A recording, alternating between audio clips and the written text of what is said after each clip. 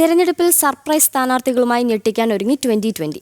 വരും ദിവസങ്ങളിൽ കേരളം ഞെട്ടുന്ന സ്ഥാനാർത്ഥി പ്രഖ്യാപനങ്ങൾ ഉണ്ടാകുമെന്നാണ് പാർട്ടി പ്രസിഡന്റ് സാംബു ജേക്കബിന്റെ മുന്നറിയിപ്പ്. എറണാകുളത്ത് പകുതിയിലേറെ മണ്ഡലങ്ങളിൽ എൻഡിഎ ഇത്തവണ വിജയിക്കുമെന്നും 2020 വിലയിരുത്തുന്നു. കഴിഞ്ഞ ദിവസം കുന്നത്തുനാട് സ്ഥാനാർത്ഥിയായി പ്രഖ്യാപിച്ചത് കോൺഗ്രസ് വിട്ട ബാബു ദിവാകരനെ. പാവപ്പെട്ടവന്റെ മനസ്സറിയുന്ന അഴിമതി തൊട്ടുതീണ്ടാത്ത സ്ഥാനാർത്ഥി എന്ന വിശേഷണത്താലാണ് ബാബു ദിവാകരനെ 2020 അവതരിപ്പിച്ചത്. ആഴ്ചകൾക്ക് മുമ്പ് അഖിൽ മാരാരെ പാർട്ടിയിലെത്തിച്ച് മറ്റൊരു സർപ്രൈസ് പ്രഖ്യാപനം. വരും ദിവസങ്ങളിൽ ഓരോന്നിലും ഓരോ സർപ്രൈസുകൾ ഉണ്ടെന്നും കേരളം ഞെട്ടുമെന്നും 2020 പ്രസിഡന്റ് സാബു ജേക്കബ്. നിങ്ങളെ 2-3 ദിവസം കാത്തിരിക്കുക. അതായത് കേരളം പ്രതീക്ഷിക്കാത്ത വളരെ അപ്രതീക്ഷിതമായിട്ടുള്ള പല നീക്കങ്ങളും എൻഡിഎയുടെ ഭാഗത്തുണ്ടാവും. വളരെയധികം സർപ്രൈസുകൾ ഉണ്ടാക്കും.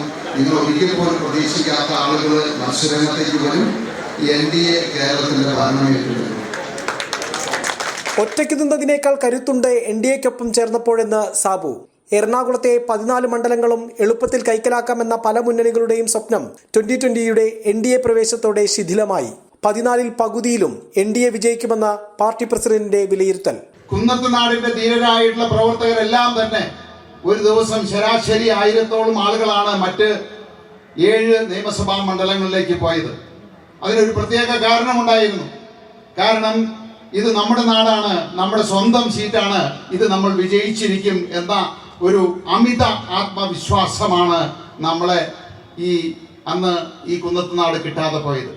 അപ്പോൾ തീർച്ചയായിട്ടും ഇത്തവണ അങ്ങനെ ഒരു അബദ്ധം നമുക്ക് പറ്റാൻ പാടില്ല. കേരളത്തിലെമ്പാടും 50 സീറ്റുകളിൽ മത്സരിക്കുമെന്നായിരുന്നു എൻഡിഎ പ്രവേശത്തിന് മുൻപേയുള്ള പ്രഖ്യാപനം.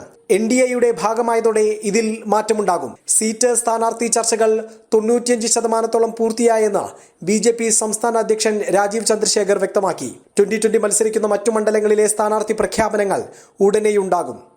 ജനം, കൊച്ചി.